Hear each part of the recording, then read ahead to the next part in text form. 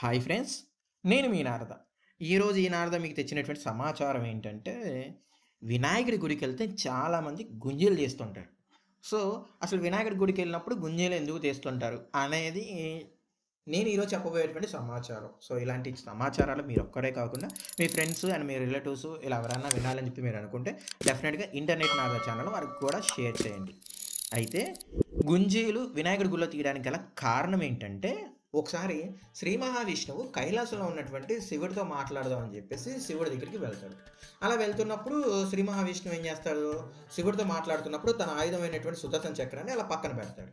అయితే అదే టయానికి అటుగా వెళ్తున్నటువంటి వినాయకుడు ఆ సుదర్శన చక్రాన్ని దూరం నుంచి చూసి, అబ్బా భలే ఉంది సుదర్శన చక్రం, చూడడానికి ఎంత బాగుంది, తింటే ఇంకెంత బాగుంటుందా ఏంటా అనుకుంటే ఆ సుదర్శన చక్రాన్ని గబక్కుమని తీసుకొని నోట్లో మింగేస్తాడు వినాయకుడు.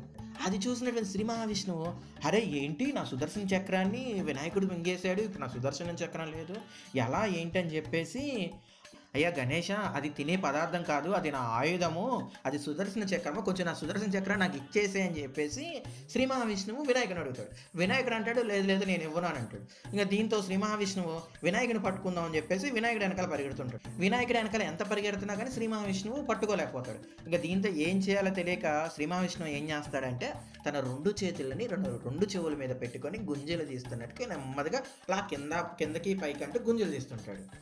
అప్పుడు అలా గుంజీలు చేస్తుంటేనే అది చాలా వింతగా అనిపిస్తుంది వినాయకుడికి.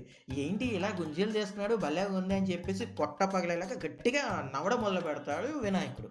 అలా గట్టిగా నవ్వడం వల్ల తన నోట్లో ఉన్నటువంటి ఏదైతే సుదర్శన చక్రం ఉందో ఆ సుదర్శన చక్రం అనేది బయటకు పడిపోతుంది. అలా బయటికి పడిపోయిన వెంటనే శ్రీ మహావిష్ణువు వచ్చేసి సుదర్శన చక్రాన్ని గబుక్కున తీసేసుకొని, ఇకపై నిన్ను ఎవరైనా సరే ప్రసన్నం చేసుకోవాలంటే ఇలా గుంజీలు తీస్తే చాలు గణేష అని శ్రీ మహావిష్ణువు నవ్వుతూ చెప్తాడు. అలా వినాయకుడిని కనుక మన కోరికలు ఏమైనా కావాలి అని చెప్పేసి మనం కోరుకోవాలనుకుంటే అలా గుంజీలు తీస్తే మన కోరికలు అనేవి నెరవేరుతాయని శ్రీ మహావిష్ణువు విఘ్నేశ్వరుడికి ఇచ్చినటువంటి వరం. సో అందుకోసం అని చెప్పేసి మనం చాలా గుళ్ళకి వెళ్ళినప్పటికి కూడా వినాయకుడి గుడికి వెళ్ళినప్పుడు ఎక్కువగా మనం గుంజీలు తీస్తుంటాం. సో అది వినాయకుడి గుడిలో మన గుంజీలు ఎక్కువగా ఎందుకు తీస్తాము అనేటువంటి కారణానికి ఈరోజు ఈ నారద మీకు చెప్పినటువంటి సమాచారం. సో కొత్తగా ఎవరైనా సరే మన ఛానల్కి వచ్చి ఉంటే ముందుగా సబ్స్క్రైబ్ చేయండి.